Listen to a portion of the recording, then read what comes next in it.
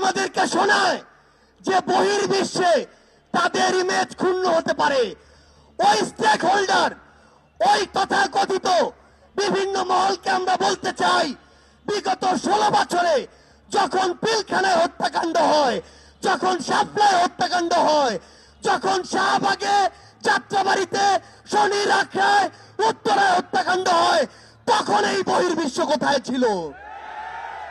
তারা আমাদেরকে ওই পশ্চিমাদেরকে দৃষ্টিভঙ্গি দেখায়। ওই পশ্চিমাদের দৃষ্টিভঙ্গি কোথায় ছিল যখন হেলিকপ্টার থেকে গুলি করে আমাদের ছোট্ট শিশুদেরকে হত্যা করা হয়েছে?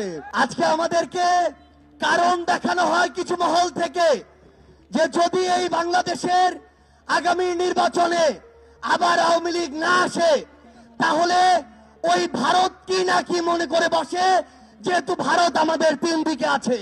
আমরা স্পষ্ট করে এই অভ্যুত্থানের ক্ষেত্র শাহবাগ থেকে বলতে চাই, ভারতের দিকে আমরা তাকাতে পারি, কিন্তু ওই আধিপত্যবাদী ভারতের দিকে আমরা ঘৃণা করেও আর তাকাবো না।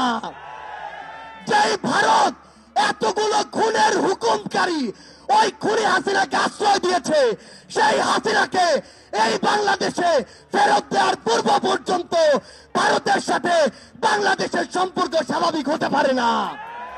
খাতা কলমের সম্পর্ক আর জনগণের সম্পর্ক কোনোদিন এক হতে পারে না।